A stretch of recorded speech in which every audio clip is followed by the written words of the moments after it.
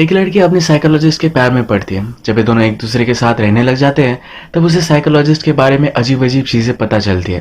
Hello friends, आज की हमारी मूवी द डबल लवर ये 2017 की फ्रेंच एक थ्रिलर मिस्ट्री मूवी है। जैसे इस मूवी का मैं आपको एक्सप्लेनेशन करूंगा तो बहुत चीजें आपको अजीब लग सकती है, पर लास्ट में जो ट्विस्ट आता है और जो भी चीजें आपको पता चलती है उससे आपका पूरा इस एक्सप्लेनेशन का पर्सपेक्टिव चेंज हो जाएगा। तो इसे अंत तक जरूर देखिएगा। अगर आपको वीडियो अच्छा लगता है तो प्लीज इस वीडियो को लाइक कर दीजिए, कमेंट भी कर दीजिए, जिससे चैनल को सपोर्ट मिलता है। बिना किसी देरी के एक्सप्लेनेशन स्टार्ट करते हैं। मूवी स्टार्ट होती है और हमारी मेन कैरेक्टर जिसका नाम है क्लोए एक डॉक्टर के पास आई हुई थी। उसे स्टमक पेन से और ये किस वजह से ये डॉक्टर को भी समझ में नहीं आता।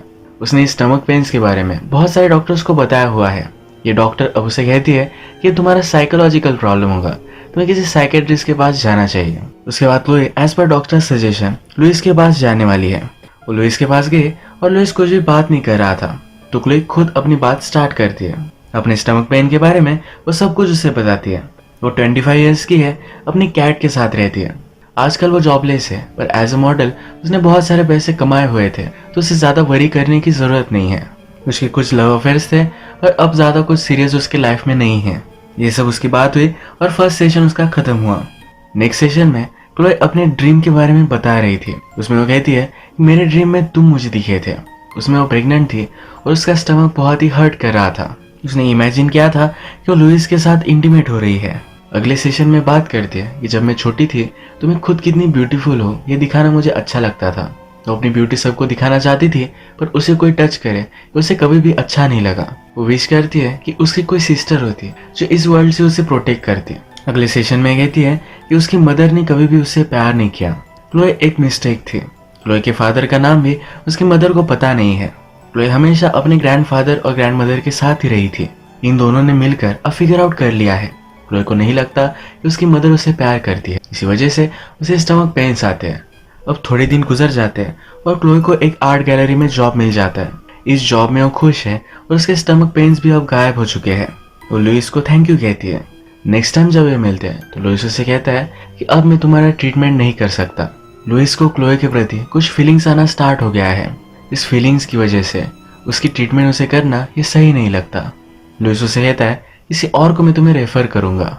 क्लोए उसके फिर पास आई और इन दोनों ने एक दूसरे को किस कर लिया। इसके बाद और भी टाइम गुजर चुका है। क्लोए अब अपने नए घर में शिफ्ट हो रही है और वो भी लुइस के साथ। अब ये दोनों एक लिव इन रिलेशनशिप में हैं। घर में जब वो शिफ्ट कर रही थी तभी उसके एक नेबर उसे मिलती है जिसका नाम है रोजे। क्लोए के पास एक कैट थी जो रोजे को पसंद आती है। रोजे कहती है मेरे पास भी एक कैट हुआ करती थी। उसकी कैट की डेथ के बाद उसने कभी भी दूसरी कैट अडॉप्ट नहीं की। घर में सब सामान शिफ्ट करते हुए क्लोए ने लुइस के बैग में कुछ देखा। उसके पासपोर्ट पर अलग सा नाम लिखा हुआ था। इसके बारे में डिनर पर वो लुइस से पूछती है। लुइस कहता है कि मेरा नाम जरा वियर्ड था, ये जो अब मेरा नाम है ये लेने में जरा अच्छा लगता है, इसलिए मैंने रखा हुआ है। रात में जब ये इंटीमेट होते हैं तो क्लोए लुइस से कहती है हमेशा मुझे सब कुछ सच बताना, कोई भी चीज मुझसे छुपाना मत। एक दिन क्लोए जब अपने काम से वापस आ रही थी तो एक जगह पर उसने लुइस को एक लड़की के साथ देखा। रात में इसी के बारे में उसने लुइस से बात की। लुइस कहता है कि मैं तो टाउन के दूसरी तरफ था, उसका हॉस्पिटल बहुत ही दूर है, तो उसका वहां होना इम्पॉसिबल है। क्लोए को लगता है कि लुइस उस पर चीट कर रहा है। लुइस उसे समझाता है कल रात अच्छे से तुम्हें नींद नहीं आई थी, शायद इसीलिए तुम्हें वैसा लगा होगा, वो मैं नहीं था। क्लोए ने जिस जगह पर लुइस को देखा था, नेक्स्ट डे क्लोए वहां जाती है और वहां की नेम प्लेट का फोटो निकाल कर लाती है। उस बिल्डिंग की यहाँ भी एक साइकोलॉजिस्ट काम करता है और इसका नाम है पॉल। पॉल को कॉल लगाती है और उसकी एक अपॉइंटमेंट ले लेती है। अगले दिन जब वो पॉल से मिलने के लिए गए तो लुइस की तरह ही दिखता है। इसके बारे में वो पॉल से बात करती है तो पॉल कहता है कि लुइस मेरा ट्विन ब्रदर है। पॉल उससे पूछता है तुम्हें मेरे बारे में कैसे पता चला। क्लोए कहती है मेरी सिस्टर ने मुझे बताया। वो पूछता है कि तुम यहाँ आई क्यों हो। क्लोए कहती है कि मेरे बॉयफ्रेंड से मैं बहुत प्यार करती हूँ, पर फिर भी जब मैं उसके साथ होती हूँ तो मुझे कुछ एम्प्टी सा महसूस होता है। पॉल बहुत ही स्मार्ट है और समझ जाता है कि ये सब झूठ बोल रही है। उसे कहता है कि जब तुम मुझे सच बोलोगी तब हम इस थेरेपी को कंटिन्यू कर सकते हैं, मैं तुम्हें क्योर कर सकता हूँ। उसे मालूम है कि क्लोए की कोई भी सिस्टर नहीं है। उसे लगता है कि उसकी कोई सिस्टर हो, पर वो अकेली ही थी। क्लोए इस पर चिढ़ गई और वहां से चली गई। क्लोए जरा फ्रस्ट्रेटेड थी कि लुइस ने अपने ब्रदर के बारे में उसे क्यों नहीं बताया। वो उससे पूछती है तुम्हारी फैमिली से मुझे क्यों नहीं मिलवाते। लुइस कहता है कि मेरे पेरेंट्स यूनाइटेड स्टेट्स में हैं, जब वो घर आएंगे तब मैं तुम्हें मिलवा दूंगा। क्लोए का फिर से पेट दुखने लग गया था। लुइस ने नोटिस किया, उसे कहता है कि तुम्हें फिर से साइकोलॉजिस्ट को दिखाना चाहिए। एक दिन क्लोए लुइस से पूछती है, क्या तुम कभी विश नहीं करते तुम्हारा कोई ब्रदर हो?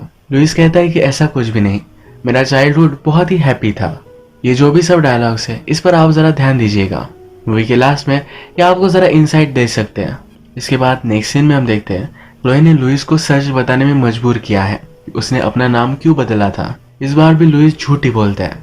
इस बार लुइस कहता है कि मेरी फादर की एक कंपनी थी, उसने बहुत बड़ा फ्रॉड हो गया था। फादर की कोई भी गलती नहीं थी, पर फिर भी उन्हें सजा भुगतनी पड़ी, इसलिए वो एक नई कंट्री में है। लुइस अगर अपने पेरेंट्स का ही नाम रखता तो उससे प्रॉब्लम आता, इसलिए अपना नाम उसने चेंज कर लिया। इसके बाद नेक्स्ट सीन में हम देखते हैं कि क्लोए रोज को अपनी कैट देकर जाती है। उसे कहकर जाती है कि प्लीज इसे थोड़े दिनों के लिए रख लो। लुइस को कैट पसंद नहीं है।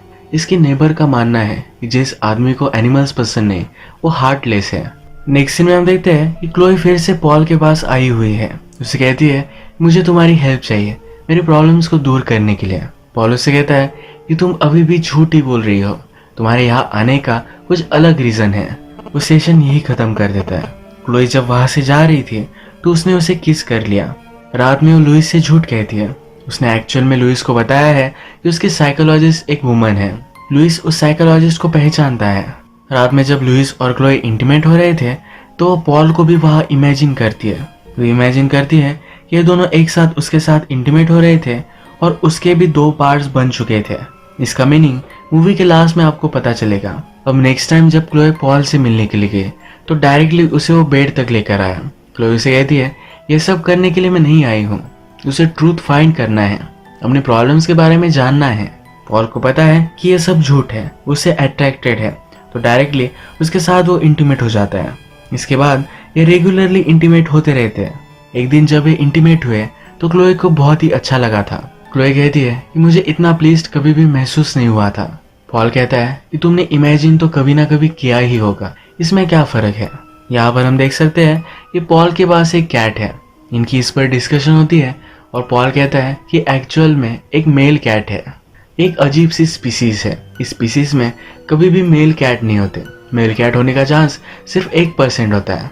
एक्चुअल में जब एक कैट वूम में होते हैं तो वहां पर उसकी सिस्टर और वो ये दोनों ट्विंस होते हैं। बाद में ये कैट वूम में ही अपनी सिस्टर को एब्जॉर्ब कर लेता है। वो कहता है कि ऐसा हमारे ह्यूमंस के साथ भी होता है, कभी कभी हम ह्यूमंस भी वूम में ही हमारे सिस्टर को एब्जॉर्ब कर लेते हैं। बड़ा होने के बाद कई लोगों को पता चलता है कि उनमें 2 टाइप के रिप्रोडक्टिव सिस्टम्स है। पॉल से मिलने के बाद जब क्लोई घर पर आए तो वो उसकी नेबर ने उसकी कैट को लूज कर दिया था। ये नेबर उससे कहती है कि बैल्कनी से बाहर चली गई। क्लोई एक रूम से होकर इस बैल्कनी को देखने के लिए जाती है। जिस रूम में वो है इसी रूम में एक टैक्सीडर्मी की हुई कैट उसे दिखती है। यह कैट उसकी कैट की तरह ही है। देखकर वो डर जाती है। नेबर उसे कहती है कि मेरी बेटी की कैट थी, कि मेरी बेटी की मानसिक हालत अब सही नहीं है, वो 20 साल की थी, तभी से मेंटल हॉस्पिटल में है। रात में एक पार्टी थी जहाँ पर लुइस क्लोए को लेकर आता है। क्लोए एक कलीग से पूछती है क्या लुइस के ब्रदर के बारे में तुम्हें कुछ पता है, पर इस कलीग को उसके बारे में कुछ भी पता नहीं। दूसरे कुछ साइकोलॉजिस्ट से इस बारे में वो बात करती है। उनसे पूछती है कि आपके पास कोई ट्विंस का केस था। इस पर वो कहते हैं ट्विंस के बीच कुछ कनेक्शन हो सकता है। वो कहते हैं एक बार हमारे पास ऐसा केस था, दोनों ट्विंस में कुछ कनेक्शन था, एक को जो महसूस होता था वो एक दूसरे को भी पता चलता था। यही इस पार्टी में लुइस क्लोए के पास आता है, एक लेडी की तरफ पॉइंट करता है और कहता है क्या तुम उसे पहचानती नहीं। क्लोए कहती कि कुछ याद नहीं आ रहा। लुइस कहता है कि वो तुम्हारी साइकोलॉजिस्ट है। क्लोए यहाँ पर बहाना बनाती है। वो कहती है कि मैंने बहुत ज्यादा ड्रिंक कर ली है, इसलिए मैं उसे पहचान नहीं पाई। जब वो घर पर जा रहे थे तो ज्यादा पीने की वजह से क्लोए को उल्टी आ गई। वो गाड़ी से नीचे उतरी पर उसे आगे पॉल दिख रहा था। वहां से वो डर कर भागी और एक जगह पर टकरा कर नीचे गिर गई। लुइस फिर उसे घर लेकर आता है। इसके बाद नेक्स्ट सीन में हम देखते हैं कि क्लोए जब पॉल के साथ इंटीमेट हो रही थी तो पॉल उसे पूछता है तुम्हारा बॉयफ्रेंड और मैं, हम दोनों में से ज्यादा अट्रैक्टिव कौन है। क्लोए कहती है कि मैं डिसाइड नहीं कर पाती, जब मैं तुम्हारे साथ होती हूँ तो उसके बारे में सोचती हूँ और जब उसके साथ तो तुम्हारे बारे में। पॉल कहता है कि क्या वो भी मेरी तरह तुमसे इंटीमेट होता है। यहाँ पर क्लोए को पता चल जाता है पॉल को लुइस के बारे में पता है।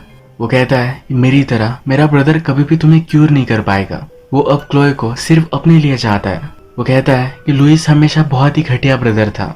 वो चाहता था कि मैं कभी भी उसकी लाइफ में ना हो। उसने अब वे अचीव कर लिया है। रात में क्लोई लुइस से बात करती है और कहती है कि मैं अब साइकोलॉजिस्ट के पास नहीं जाने वाली। लुइस कहता है तुम्हारा स्टमक पेन अभी भी कंटिन्यू है, तुम्हें हेल्प की जरूरत है, तुम्हें अपने सेशन कंटिन्यू करने चाहिए। क्लोई कहती है कि हमेशा मैं उसके बारे में ही सोचती हूँ, मुझे लगता है कि मुझे सिर्फ तुम्हारे बारे में सोचना चाहिए। लुइस कहता है साइकोलॉजिस्ट के बारे में सोचना ये भी एक अच्छा साइन है, अपनी थेरेपी तुम कंटिन्यू करो, तुम्हें बहुत बेनिफिट मिलेगा। एक दिन क्लोई और पॉल बात कर रहे थे। पॉल क्लोई को कहता है कि मैं लुइस से बड़ा हूँ, हमेशा मैं उससे ताकतवर था, मेरे चांसेस ऑफ सर्वाइवल ये हमेशा उससे अच्छे थे, वो वीक है। कुछ कल्चर्स में जब ट्विंस बॉर्न होते हैं उनमें से जो वीक होता है उसे वो लोग मार डालते हैं। इसके बाद हम देखते हैं कि लुइस क्लोई को डिनर पर लेकर आया हुआ है। क्लोई अब एडमिट करती है कि थेरेपी पे जाना उसके लिए अच्छा था।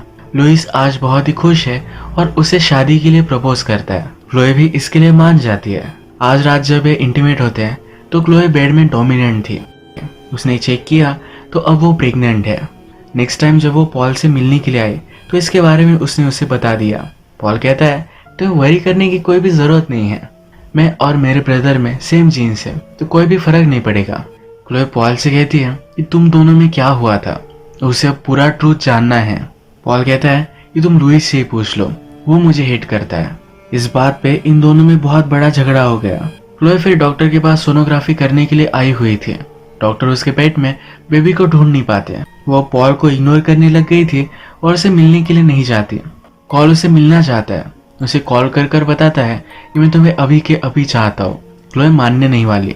एक दिन क्लोई अपने जॉब पर थी तो वहां पर लुइस आया तो उसे कहता है कि चलो मैं तुम्हें लंच के लिए लेकर जाता हूँ। क्लोई जिस म्यूजियम में काम करती है उसका थीम फ्लेश एंड ब्लड है। अलग अलग अजीब सी चीजें यहाँ हम देख सकते हैं। लंच पर लुइस ने क्लोई को उसकी कैट का एक नेकलेस दिया। ये जब किस करते हैं तो क्लोई को पता चलता है कि लुइस नहीं तो पॉल है।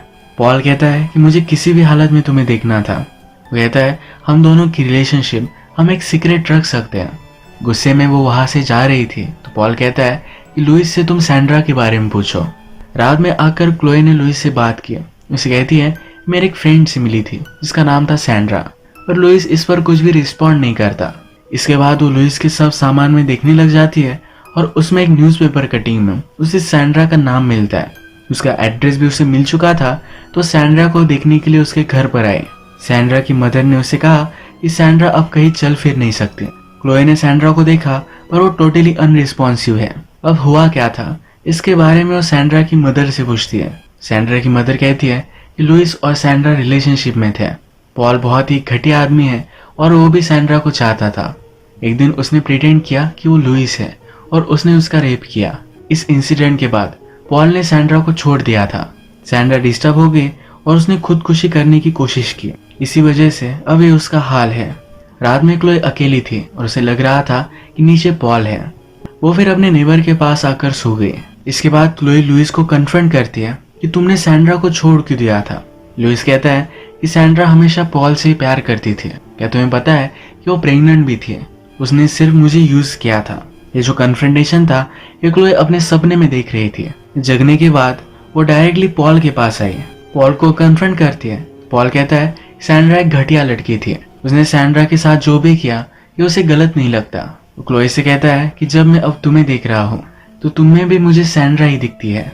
क्लोई बहुत ही गुस्सा थी और वो पॉल से थोड़ी सी डरती भी है तो अपने साथ उसने गन लाई थी। एक गन उसने पॉल पर लगाई पर पॉल उससे पूछता है या तुम्हें 100% मालूम है कि मैं लुइस हूँ या पॉल। अंदर से लुइस भी बाहर आ गया। क्लोई डिसाइड नहीं कर पाई कि कौन सा कौन है। उसने इनमें से एक पर गन चलाई। अचानक से उसका पेट दुखने लग गया, उसे ब्लीडिंग होने लग गई। उसे फिर हॉस्पिटल में ले जाया जाता है। यहाँ हमें पता चलता है कि क्लोई जब सैंड्रा की मदर को मिलने के लिए गई हुई थी, जो मदर हमने देखी थी ये एक्चुअल में क्लोई की मदर है। क्लोई प्रेग्नेंट थी ही नहीं। जब वो अपनी मदर की वूम में थी तब उसके साथ उसकी ट्विन सिस्टर भी थी। उसने अपनी ट्विन सिस्टर को एब्जॉर्ब कर लिया। क्लोई के पेट में एक सिस्ट थी। यह सिस्ट उसकी सिस्टर को उसने एब्जॉर्ब किया था, इसी वजह से थी। इस सिस्ट की हम इमेज देखते हैं तो क्लोई की म्यूजियम के आर्ट से ये मैच करती है। क्लोई अब जरा ठीक है और लुइस और इसकी मदर उसे मिलने के लिए जाते हैं। क्लोई को बहुत ही गिल्टी लगता है कि उसने अपनी सिस्टर को मार डाला। लुइस कहता है ये ऐसा नहीं होता, इसमें उसकी कोई भी गलती नहीं है। जब रात में क्लोए और लुइस इंटीमेट होते हैं तो अपनी सिस्टर, जिसका नाम उसकी मदर सैंड्रा रखने वाली थी, इसी को मिरर में देखती है। यही ये मूवी एंड हो जाती है। अब मूवी में हमें जो दिखाया गया है, लुइस और पॉल, ये सब उसकी इमेजिनेशन थी। एक्चुअल में लुइस रियल था और उसका ब्रदर पॉल, जो एक डोमिनेंट कैरेक्टर है, उसे जो चाहिए वो छीन लेता है। ये सब क्लोए की इमेजिनेशन थी। उसे हमेशा से गिल्टी लग रहा था कि उसने अपनी सिस्टर को मार डाला, इसलिए वो सब इमेजिन कर रही थी। वो सैंड्रा को मिलने के लिए गई। उसे लगा कि पॉल ने उसके साथ बहुत ही गलत किया है। पॉल ये क्लोए का ही एक रिफ्लेक्शन था। वो अपने आप को पॉल की तरह एक घटिया इंसान समझती थी। इसी वजह से सैंड्रा और क्लोए की मदर एक ही है। और फिर से मैं क्लियर करता हूँ कि सैंड्रा क्लोए की सिस्टर थी, जो वूम में ही मर चुकी थी। क्लोए पॉल को इमेजिन कर रही थी। पॉल ने सैंड्रा के साथ कुछ गलत किया, ये भी सब कुछ उसका इमेजिनेशन था। मूवी के लास्ट में हमें दिखाया गया है क्लोए सैंड्रा को देख रही है। क्लोए को अभी भी लगता है कि सैंड्रा उसके साथ ही है। इसी तरीके से मूवी एंड होती है। अगर आपको वीडियो अच्छा लगा तो प्लीज़ इस वीडियो को लाइक कर दीजिएगा। मैं बहुत सारी मूवीज़ लेकर आता रहता हूँ, तो प्लीज़ इस चैनल को सब्सक्राइब कर दीजिए और बेल नोटिफिकेशन आइकन दबाना मत भूलिएगा।